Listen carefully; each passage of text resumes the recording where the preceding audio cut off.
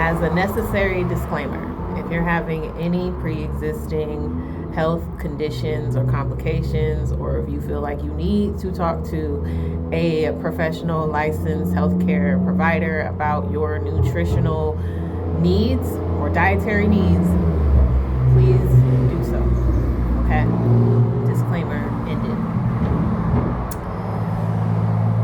How you know you need to fast, okay? And as pertains to spiritual warfare, okay? Feeling tiredness, feeling heaviness, feeling uncertainty, feeling confusion, okay? That's a perfect time to fast. Let me tell you why. Our lower nature, right? Because we have a higher, we have a lower nature, right? Our lower nature is what we are working to become better aware of and better able to regulate or control or even suppress, right? As spiritual healers, as beings who are on a journey to ascension and higher states of consciousness. Our lower nature is what can keep us from reaching those heights or reaching those levels, okay? What that means and what that looks like is certain desires or habits that we may fall into in times where we feel energetically exhausted or mentally exhausted or even just plain physically exhausted, right? You feeling like you need to sleep more. And so when there's certain energies shifting, excuse me, when there's certain energy shifts going on collectively and then individually, we'll feel things on a physical level, because what's happening is on an unconscious level and involuntarily, as spiritual beings, we go through transformational stages, right? We don't tell ourselves, I'm ready to have a spiritual awakening. It just happens. And we have to know the cues or the signs that let us know that's what's happening. And so those kind of physical symptoms or conditions are what lets us know that something's going on a higher level. So you want to fast, and I'm going to talk about nutritional fasting mostly, but fasting doesn't have to be just your nutrition or your diet and the things that you eat. This is about consumption, right? And when we talk about fasting, we're not necessarily talking about just elimination. We're talking about incorporation as well. So with anything that you take away or you stop doing, you want to then add something else to supplement that, right? And even if you don't take something away, fasting can also be the incorporation or implementing something positive or beneficial as well. Okay, so don't just think fasting means I got to get rid of something. It could also mean you need to just start doing something or adding something as well.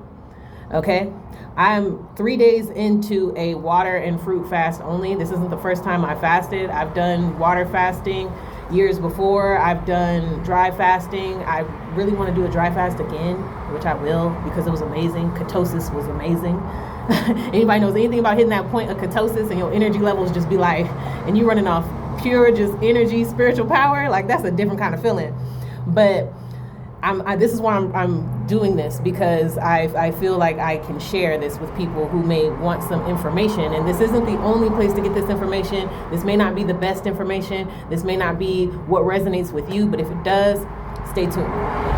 So we're going through energetic shifts. We're going through spiritual ascensions and transformations. And so we want to be able to consciously and intentionally know how to eliminate things from our consumption and add things to our consumption. So it's not just food, like I was saying.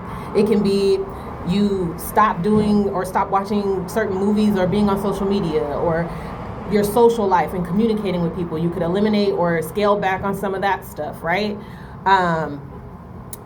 Certain thought patterns or things that you, certain habits and activities, you know what I'm saying? Like whatever makes you just feel like you're not on a higher level, I should say, right? Or it doesn't keep your vibration in a heightened state. You want to start eliminating certain things that don't reflect or keep you in that higher vibration. Or you want to add things that put you in that vibration.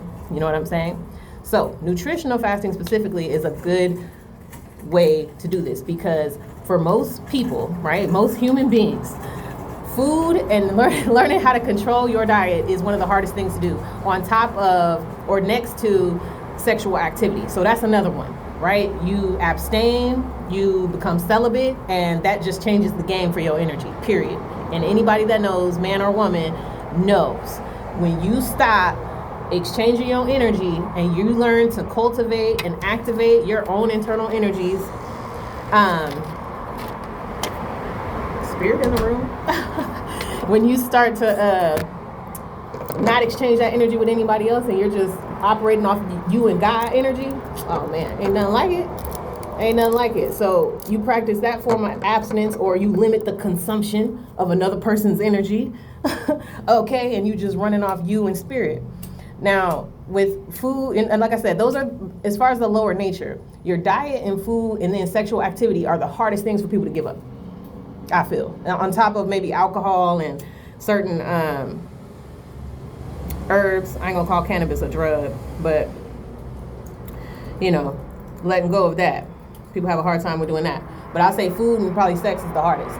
So, with nutritional fasting, okay, what we're looking at is emotional eating, because I know that's an issue. That's been an issue for me for years, and I figured it out. And so that's one of my methods to madness, is to starve the demons literally, right? And changing my dietary habits and knowing when to do that when I'm starting to feel heavy, or there's just a lot of shifting energy, uncertain energy, and you just start to feel like something's gonna happen. You get that something's going on. Something just doesn't feel right. Something just, the energy is, today is weird. Okay, fast. Okay, you need to fast. And just think about the word fast, right? When we're going through some type of transformational time or a cycle, we want to, people call it quantum leaping, right? You want to quantum leap. And so you want to fast into that. You want to get into it quickly. But the irony of that is you having to slow down.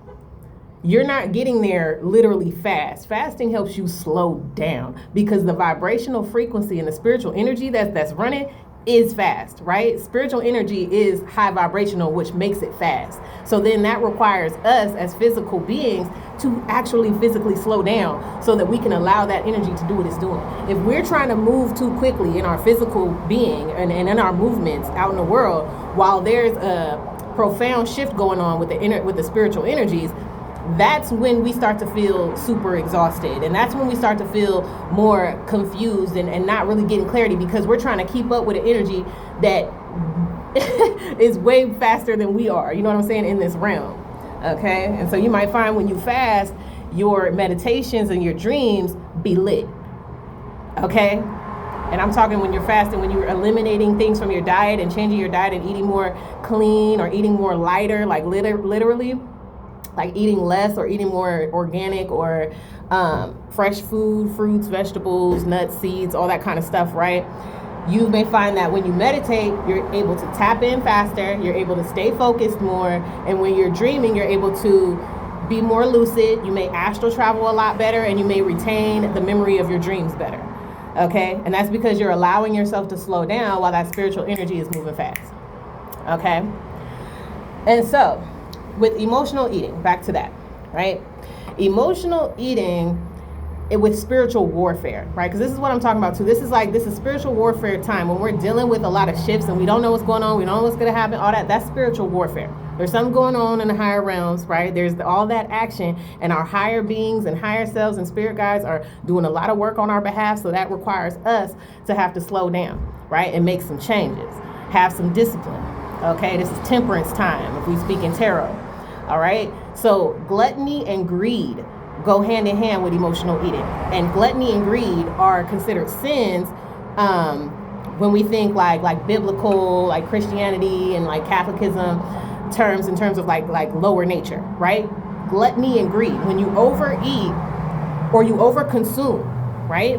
Because like I said, like I focus on nutritional fasting because that's how I found it within myself, but you may overconsume something in some other kind of a way, right? And that's an emotional thing, because you're seeking some type of fulfillment from this thing that you're consuming, and it's not benefiting you well enough. It's actually suppressing you, right? So gluttony and greed is what we're battling in this warfare of emotional eating or emotional consumption, all right? That's Belphegor and Mammon, okay? Or Mammon, however you want to pronounce it. right? If you want to call the demons out, you call them by name. You know what I'm saying? You know, you call somebody name, they the story of Rumpelstiltskin, they had to learn his name, right? You learn the name of these demons, some of them. Like, and I say demons loosely because I understand there's different classifications. There's demonology, demonolatry, and different studies, but we're just speaking layman's for people right now, okay? In terms of what you're dealing with. You're dealing with Belphegor and Mammon, okay? Gluttony and greed. You need to suppress and starve them, okay? You need to starve the demons, right? And the emotional energy that you're feeling, right? We would look into your chakras, right? If you're into chakra work, you would get into your sacral. You would get into really just the lower chakras in general. Your root chakra, the sacral, and the solar plexus. And you may want to touch into the heart as well, in terms of what you love and in your sense of worth and value and how you want to really take care of yourself and the you that you want to embody moving into this next phase or stage in your life while these shifts are happening, right? You want to embody that version of yourself that is of that higher nature, that knows better, right? Like, I know better. I know better than to allow my emotions to make me behave in a way where I'm hurting myself because I'm consuming things that aren't enlightening. I'm not consuming things that are keeping me, you know, clear-headed. You know, I might be entertained. It might feel good, but is it good for me? And that's the self-reflection that you do in this process, okay? I feel like I'm talking fast, but I'm getting to the point.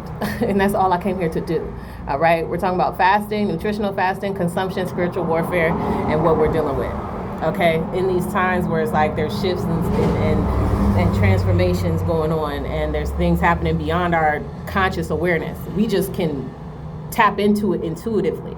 Right? It's like we can feel and we can sense something's going on. Something is happening. All right, fast. It's time to fast. It's time to lock in because you need that clarity. We need to be able to see things from a third eye perspective. We need to be able to see things beyond the physical dimension. We use our senses, right? We use how we feel in our bodies. We use our sentience and how we feel about things to make decisions on a higher conscious level. So you have to be tuned in and tapped in with your body. And nutritional fasting or even abstaining from sex is a good way to do that because now you're just dealing with your natural being. How are you when you hungry?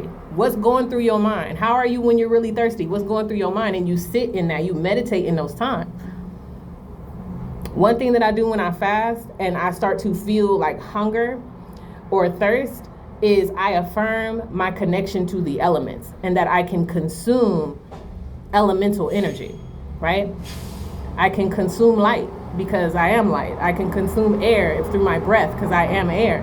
I am the elements, right? Ashe to the ancestors, right? I can consume earth through grounding and walking and, you know, maybe just talking to plants or earthing in terms of grounding and putting my feet in the earth or going to the beach, put my feet in the water, taking a spiritual bath. You see what I'm saying? Fire. I could write. I can get creative. I could work on some type of project.